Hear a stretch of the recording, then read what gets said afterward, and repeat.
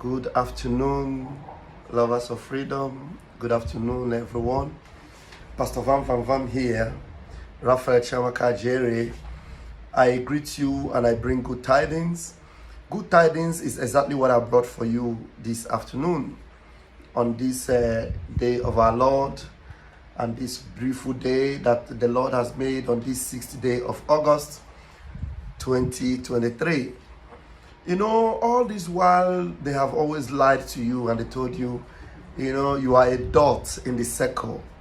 As a Biafran, you are a dot in the circle, that your land is, your country is landlocked, and that there is no access to the waterways. I made my findings, and particularly I contacted one of our special men on the ground, and he told me a lot of stories about the Ulashi river. And he said there is something he needs to show me. And the government of the zoo, they know about it. They know that Biafra is not landlocked. And everything that Biafra had prepared to make happen in that area, to make sure our access to the rest of the world is open, the zoo government blocked it. But do you know one thing they cannot block? The fact that the location is in Biafra. So if it were possible for them to cancel that location, they would have cancelled it and keep telling you that Biafra land is landlocked. Good news, Biafra land is not landlocked. We have access to the world, to the whole of the world from Ulashi river. And within that vicinity, we had what we call the oil mill. The oil mill that would have skyrocketed oil production, not oil of crude, but palm oil production. We would have expanded it in an extraordinary way that Malaysia today would have been learning. But these are things that we are going to enhance and continue to increase our capacity on. But without wasting your time, I have compiled these videos and I want you to see. It's a documentary from our gallant man on ground. And I'm going to put a PayPal link on this video just for you to put in whatever it is you have to support these people that are getting all this information for us. You know, it is not free. They do these things and they move around with the fear of the saboteurs on the ground that do not want these information to leak out, but will get them out to you, and you are going to see it. And as you see it, please share this video, subscribe to the channel, and if you have a token to share, with these men and to encourage them, please feel free to send in your blessings through the PayPal link or through whichever link. You can also call me. Call me on my number +3935 100 335 21 +3935 100 335 21. Give me a call that you want to encourage this brother that brought us this particular information, that did this recording himself. And even for the fear of their lives, some people will not want to do it, to be known to be the ones exposing this particular information to Biafrans, to keep them aware that our Biafra is real and we can make it happen. Please watch this video. Encourage people to watch it by sharing and hitting the like button. It is not by force that you yourself will contribute to these people or support them, but only sharing this program and making sure it goes viral is enough to encourage them. So that anything that comes out from the video, we can also use it to encourage these men on ground. Okay? So hit the like button and share. Without wasting further time, enjoy this documentary of the blessed Ulashi river from the Okija side of this particular, a revelation from Okija. This river has branches, but this is the Okija branch of the Ulashi river. And our coordinator in Okija actually brought this to our notice. Enjoy it and share. I am Raphael Chamaka Jerry, Pastor Van Van Van. God continue to bless our leader, Mazin Nnamdi Kanu, bless our Prime Minister, Masa Monekpa, and bless you that will make sure this message goes viral. Enjoy it now. Thank you. Ịna-anya nke a bụ ụzọ esi agbada mmiri ose akwa Ehiala local government Ras. Ya ka anyị na-agbada kịta. Ọchịkwa nwe ndị na-esi ebe eje olu ya ugwu a gọọmenti tere ete na ha nwere reason ha ji weta ụzọ a. Reason ha ji tee ya bụ na a na-esi na ụzọ mmiri a gaa Rivers steeti gaa Calabar gaa Cameroon, mana ha bịara bịa n'ụzọ nke ụzọ esi agbada na mmiri Orasi ose akpa Ehiala. Anyị na-aga na dị mmiri ka anyị gaa gosikwa unu na mmiri a bụ mmiri esi aga njem na mgbe a na-anọ ọgụ Biafra, ma mgbe Nigeria bidoro si na ha na-arụ ọrụ as gọọmenti of Nigeria ka a blọkụziri ụzọ a adịghị esizi aga Rivers steeti, mana ndị bọnkịrị na-esikwa ebe a ebudata oyiri ha wee na-eresikwa the gọọmenti of Nigeria. Ụzọ a bụ during the time of Peter Obi ka etere ụzọ a, mana anyị na-asị ka anyị gakwa ngosi unu dị mmiri. Udo dịkwara unu.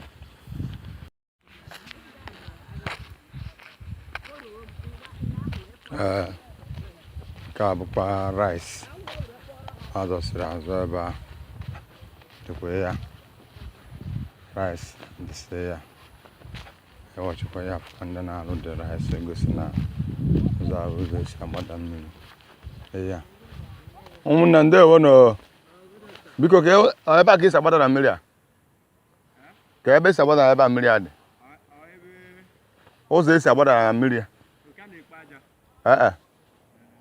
ka nke a na-ekpo aja ebe ọ dị oke ozi aka dị ebe a. A chọrọ ịfụsị ha na ebe a mmiri na dị ebe a na-ekpo aja. Okay, ndewo. Ị na-anya nke a bụ the bridge amụna and mmiri Orasi ahụ dị ya, esi ebe ejekwa Oru ana ebe a na-akpọ Ofesi. Nke a bụ the bridge amụna na the mmiri esi across Orasi. Nke a bụ the ụzọ dị ya. Nke a bụ mmiri ahụ n'onwe ya, mana nke aka nọ n'elu the bridge ka nọ na-aga na otu a si aga na ka the bridge dị, mana ma gbadakwa ana ka nga videte dị mmiri ọfụma. Mmiri Orasi ka nọ n'ime ya n'ụbọchị taa na ose akpa Ehiala. Amara ya bridge and the mmiri dị too much. O buru ibu yinne. Anyị na-esikwa eje njem ebe dị iche iche. Ịwọchikwa onwe ndị si aga ọrụ ugbo, nwekwa ndị si ya ebudata mmanụ akwụ, mmanụ Igbo a na-akpọ red oil. Esikwa ya akụ ebe a na-azọ rice. Ịnekwa anya Ofesi side a before the company lụrụ ụzọ a after Hamakok ka ngino, so ya bụ after the company lụrụ ụzọ. Nke a bụkwa dị mmiri dị ya ka mgbadazie ya agbada. Ndewo. Ọbụna m ji ụgbọ like speedboat or canoe mma gị around gosisi unu ọfụma, mana just na nọ na aka m na pempe mmiri a buru ibu Ulashi ose akpa dị ya, mana echiri nne ma gakwa na Orasi isi eke Okija ebe arụrụ dị injin eji asọpụta akwụ mmanụ baa ya na-akpọ red oil na baa ya ka ebe a ka 1914 oge a ka Britain nọ n'obodo baa ya life and direct ha na-alụ mmanụ akwụ, mana ebe a nọ na ebe ha ya na-alụkarị ebe a mgbe ahụ bụ rice. Ịwọchikwa esendịrị m the rice across rice ka a nọ side nke a na manufacture, the other Orasi side bụ for red oil and the other things and farm. Mma agakwa ebe ahụ tomorrow, ma nsị ka nwere opportunity a gosisi unu ihe anyị nwesịrị na be anyị mgbe 1914 oge ndị Britain nọ na be anyị ebe ha si enwetasị our income. Mmiri a na-akpọ Orasi ihe esi ya travel is very easy way to travel to our laboring country, mana because of bad government na Nigeria ha emesisie all road esi eme transportation for liver. So we na-asị ka unu fụkwa ya.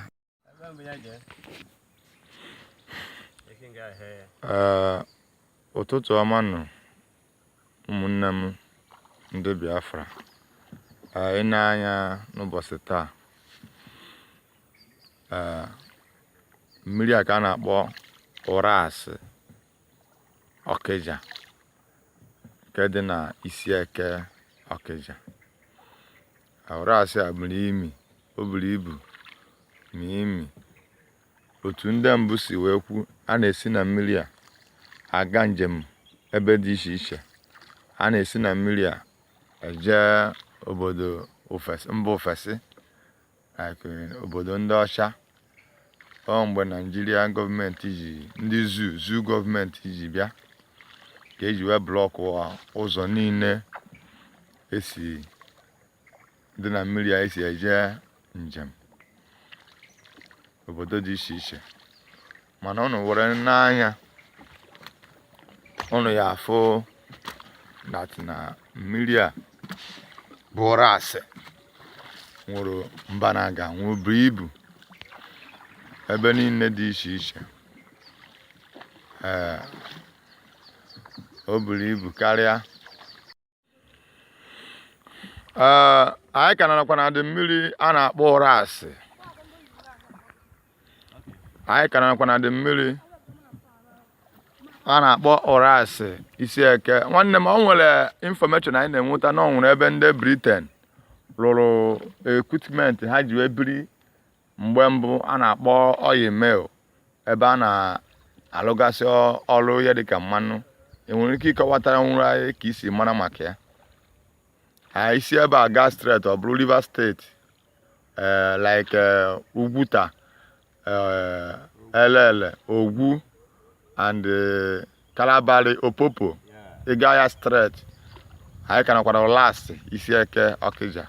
Ka esi kọwatara anyị, nwere ike ịkọwata nwere anyị ihe gbasatara oil mill dị na Isieke na Ulashi ata. Oil mill a bụ ndị ọcha, oge ndị ọcha bịara n'obodo anyị bikwa ha bịara bịa find out na akwụ dị na anyị. Ha were bịa were agụgụ wee bata na-egbuzi dị akwụ. Ọ na-agịkwa oge anwa pa bịara were paịpụ, pa niri paịpụ ogologo obodo a niile. Ha niri paịpụ ogologo a obodo a niile. Ha mazi ihu ha si paịpụ ahụ siri gaba. And mmanụ akwụ a bụ ihe ha jiri were nye anyị, were mee ka wee mee anyị brabra n'anya. Mana the main thing ha bịara mee bụ paịpụ ahụ. So paịpụ anwa anyị amara ebe paịpụ ahụ gabaziri. Ọ bụrụja na ha jiri ya nabaji Abuja, anyị amara. Ị na-akọwa na ndị ọcha na-achịbu British ya 1914 abi ya Britain. Ọ na-akọwa na ndị Britain ka ebe ha rụrụ ebe a na-asụ mmanụ ahụ. Na Isieke ebe ha rụrụ oil mill. Okay, anyị nwere ike ịnweta the place. Why? Ka taa na anyị nwere ike iji nweta ebe a, nweta the video. Time I ga-eji nweta ọ bụrụ na anyị gbago enu, anyị gapụsị na mmiri na gbago enu, anyị ga-aga to that oil mill. Anyị gosikwa ha ka ama na ife a na-ekwu bụ eziokwu. Udo dịkwara gị. Ndewo. Ị na-anya na saịdị akwa, ị afụ mbanaga mmiri a na o buru ibu nne. Ọ dị ọtụtụ. Tọnụzie. Ị na-anya ọ na-atọnụ ka anyị gagharịkwa mbanaga saịdị ọzọ, ụzọ esi agbada, esi aga Rivers State, ya Calabar, Opopo, Kwụla and Cross River, Calabar and Kemelum, Bakassi Peninsula. Ihe esi ebe a connect ya otu a si face ya this camera na straight road. Nwụrụ nkwụsị. Ihe esikwa ebe a jee ebe a na-akpọ Ọlụ. Ihe esi ebe a jee Ogwu Anọcha, jee Ugwuta, jee Elele, wee gbadaba, wee baba Rivers State, wee baba Calabar. Otu a mmiri a si dị na ka o si dị. anyị asị ka anyị n'onu nwanne anyị nwoke bụ onye na-anya ụgbọ mmiri. Nwanne anyị gba na-aya afa gị.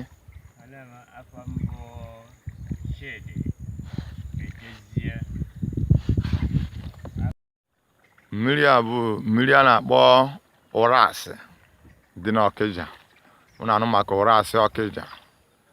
Ọ dị n'Okija gbaa gburugburu. Mmiri a gara Okija okirikiri. Mana nga anyị nọ taa wee na-enye unu information a taa bụ na isi eke Okija. Ihe esi mmiri aga Ohimiri. Ihe esi mmiri aga Benue steeti. Ihe esi mmiri aga Rivers steeti. Ihe esi aga Calabar. Ihe esi aga Cameroon. Ihe esi aga our neighboring country. Mgbe ndị ọcha ndị Britain nọ ebe a 1914. Ọ na mmiri a ka ha nọ. A na-eme ha rụrụ ebe a na-akpọ oil mill dị n'isi eke ebe a na-asụ akwụ. Ha cross ha buru ụgbọ mmiri gafee ha ga-egbusisi akwụ ndị dị na be anyị. Ha ebugote ya na oil mill ha sụọ. Ha eburu tin ụgbọ mmiri na Ulashi eburu ya buji obodo ha. Mụrụ mgbe eji wee nwezie Nigerian Zoo country ka eji mechicha ụzọ niile ịwọchi ya ịga straight ogologo niile a bụ River Niger na Benue steeti. Ị na-anya na ntu a ọ bụrụ ụzọ esi aga Rivers steeti and cross river and Cameroon. Ya ka esi ka anyị gosi. Nke a bụ ụgbọ mmiri nke ejikwa amị aja na-amịgota enu site na mmiri Ulashi ka esi wee na-amị aja ahụ. Aja white nke m gosiri unu. Nke injin ụgbọ mmiri nke eji amị aja ahụ dị ya. Ọ dịkwa na Ulashi ka ọ dị n'ụbọchị taa. Ulashi ose akwa ehiara ka nọ n'ime ya n'ụbọchị nke taa. Nke a ụgbọ mmiri ahụ eji amị aja na Ulashi ya dị ya n'ụbọchị nke taa. Anyị na-asị ka unu fụkwa ya. Nke a bụ pipe nke ozi agbago amịgo aja ahụ enu dị ya n'ụbọchị nke taa ka anyị nọ wee na-egosi unu. Nke a bụkwa mmiri Ulashi ahụ ka anyị ka nọkwa n'ime wee na-asị ka ọ dịkwara unu. Nke a bụ ụgbọ mmiri nke ejikwa amị aja na-amịgota enu site na mmiri Ulashi ka esi wee na-amị aja ahụ. Aja white nke m gosiri unu. Nke injin ụgbọ mmiri nke eji amị aja ahụ dị ya. Ọ dịkwa na Ulashi ka ọ dị n'ụbọchị taa. Ulashi ose akwa ehiara ka nọ n'ime ya n'ụbọchị nke taa. Nke a ụgbọ mmiri ahụ eji amị aja na Ulashi ya dị ya n'ụbọchị nke taa. Wee na-asị ka unu fụkwa ya. Nke a bụ pipe nke ozi agbago amịgo aja ahụ enu dị ya n'ụbọchị nke taa ka anyị nọ wee na-egosi unu. Nke a bụkwa mmiri Ulashi ahụ ka anyị ka nọkwa n'ime wee na-asị ka ọ dịkwara unu. Aja Ulashi ahụ na mmiri ahụ ebe ahụ anyị nọ anyị na-ekwukwa okwu maka ya.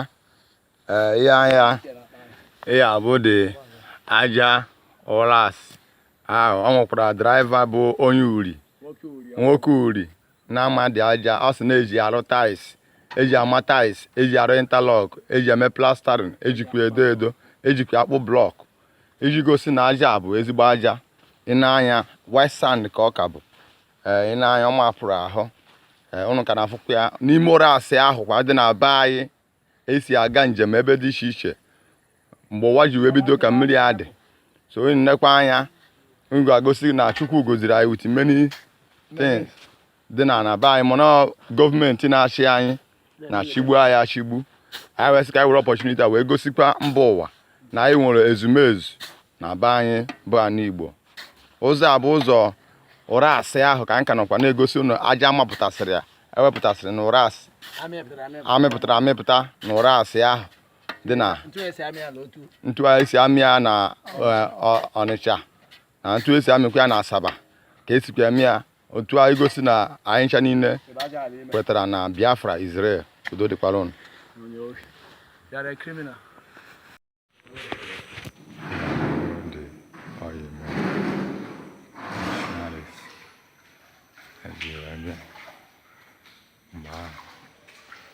Britain jide wow ya ayi mela dina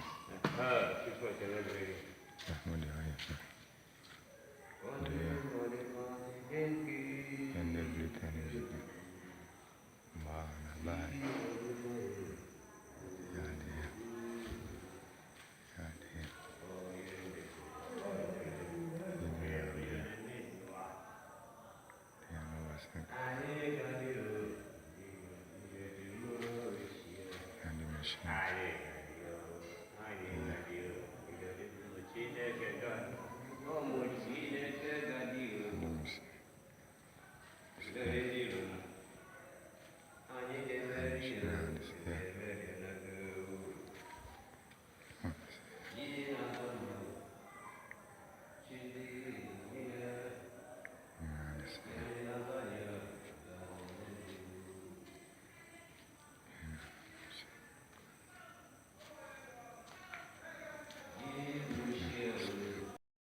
Cabo the oil mill, as I said, number. Monophone, but much of the offenses and government of Nigeria, let's say, no, I am yeah, we in the Britain have provided in 1914 during the time of Britain in Holland, this year, Okija oil mill. Ebanana, some man, Igbo, led oil, Canana, Ba, we see now, Ras, Bubia. And it's on transportation to their own country. In Nanya, they have many things. Usually goes in this equipment of Britain. Usually as some man, Apple, and already money book. And then eba oil mail. Isi ake Okija. Nombosi nketa. Before you watch the friends, no. Government Nigeria Russia shop. I went as a one of them. Now this is our properties. It's not a one-man property. It's a Biafra property. Today, Niseka Okija or you Ras Okija called Niseka Okija. Ka engineer 80 Ake Tenka engine. Can Kenneth Monois.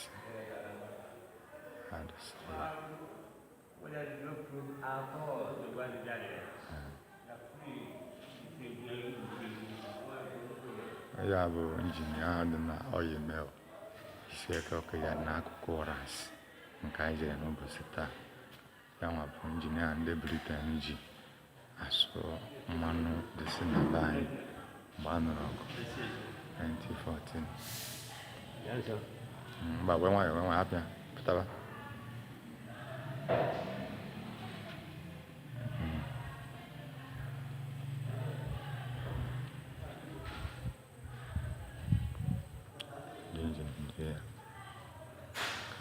Kenneth the mmanụ esi dị akwụ esi ya nwere isi ya